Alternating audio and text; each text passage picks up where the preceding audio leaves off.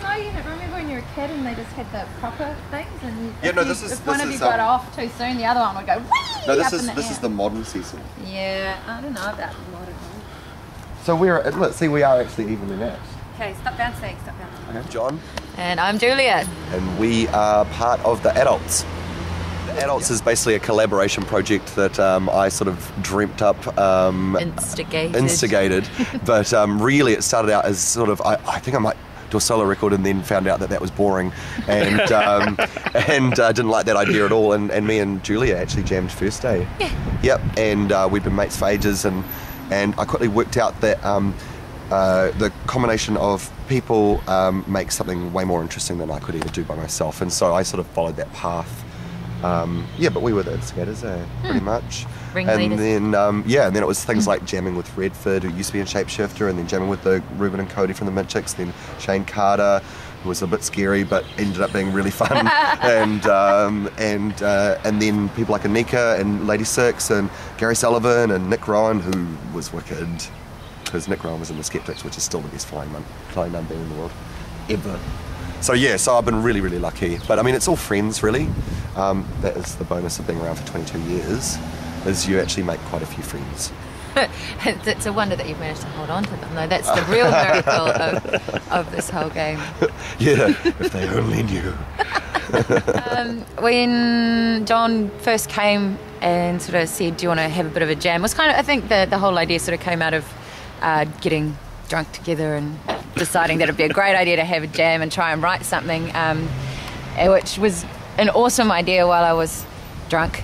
And when it actually came time to hang out and try writing, I was actually really intimidated, because I've not really done any writing with many people, and especially trying to write lyrics with somebody was absolutely terrifying. And I think John felt the same way, didn't you? Yeah, I mean, it's always, lyrics are the personal bit, and you don't want your friends to go, oh, that's a shit idea. Whack, bro. Because that would hurt our fragile little egos. But luckily, we had known each other for long enough to actually be able to go, that's a good idea, but that's a shit idea. So let's work on that shit idea and make it better. Yeah. Hey? I mean, and it was... Or let's just abandon that shit idea altogether. Yeah, it's good. I mean, that's the great thing about knowing each other that well. So, yeah, I wasn't too scared by you. They think that too many cooks spoil the broth.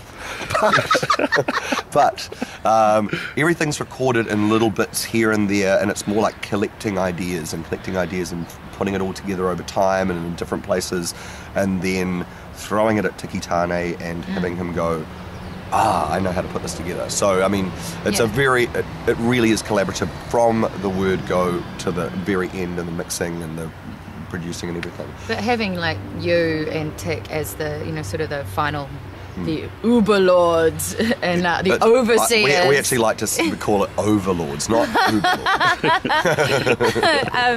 That sort of mean that there's been a one sort of strong vision through linking all the songs and all the ideas and all the personalities together. Yeah, pretty much. I mean, it's definitely.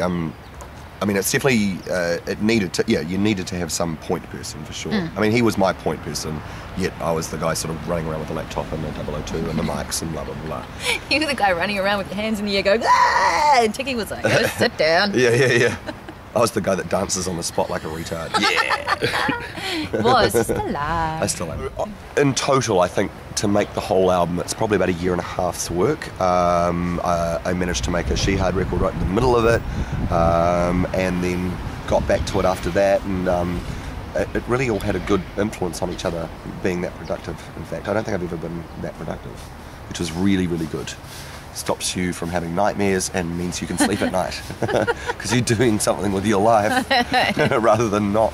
But yeah, I mean, it was really like two big sessions. Like, I had 6 songs at the end of that first thing, and then another 6 songs, and then right at the end got another 5 or 6 songs, and it was just like, wow, we've got too much music for a record now. Now we're going to have to be brutal. Pick the best. Yeah, I know. It's really hard because I loved all of them, Are you going to release sort of the outtakes as a special edition or something like that? I think everything will see the light of day ultimately. But yeah, I mean, you always need bonus material in this digital age, I'm sure. Yeah, people love free stuff. I love free stuff. Hey. Free stuff. Free stuff makes you so happy. Free stuff is the best stuff. Yeah. So for the live show for the adults, we're going to do something a little different. We're going to do an adult sound system, aren't we? We're basically going to use technology and real instruments and strip it right back to just myself, Shane Carter, and Julia Deans, the lovely Julia Deans. We can all sing okay. Well, you can sing. And we can all play bass and guitar and keyboards, and so it's We're just going to mix it up. Going to mix it all up and have fun. And we can. The whole idea being, can we fit it in a van? If so, then we're going to go. You know, like so. We just want to be able to make it portable and make it mobile. Yeah. And but we did one rehearsal at the power station, and like Shane wasn't convinced until we did one or two songs, and then he just loved it because we're using recorded drums, isn't it? Yeah, we're using the real sort of Gary's drums and the real Redford's drums, but it's all I'm using Ableton Live to sort of run it and stuff like that. But I mean, it was just really more like, I mean, I think we're playing what is the Bacco Room or the Bacco Room in Auckland, and just small venues and stuff, and like sort of 200 to 300. Yeah, it'll be cool, man. It'll be nice and intimate, and I'm really looking forward to that tour. I think it's going to be awesome. This is really definitely like from the recording to the live to everything about it. The adults is quite different from the She Hard sort of thing, and the fact that it's I mean, it is definitely done for fun. I mean, like, well, the thing is, I do enjoy She Hard, and I enjoy making records of She Hard, but it's a lot of hard work and a lot of attention to detail, which is more. Well, you've also been doing it for so long. This is kind of a change for you. Yeah, totally. But even different people make a different experience every time. But also, like, I mean, just as far as a live thing goes, it's like, I mean, playing in small venues and actually just having a little PA, it means that, we got nothing to hide behind, you know. We just got to be good, you know. And there's also that immediate connection with your audience because there's no crowd barriers or anything crowd like barriers, that in between. It's and it also, like, the whole sort of project really reminded me heaps of the SML thing that I did with Nigel Regan and stuff. I saw one of those gigs. It was which was just total for the fun, you know, like, and it was just. Only thing is, the caliber of the people on this record, songwriting wise, is pretty much higher than that, though, I think. Definitely, I know about songwriting a lot more than I did when I was doing SML, you know? And I think Shane's lyrics are a little bit better than Nigel Regan's lyrics, or mine, or Tom Larkin's. And yours, lovely, of course. Right, I've been John. And I've been Julia. And thanks for watching, and maybe see you on tour, and make sure you check out the record. Comes out June 20th. Awesome.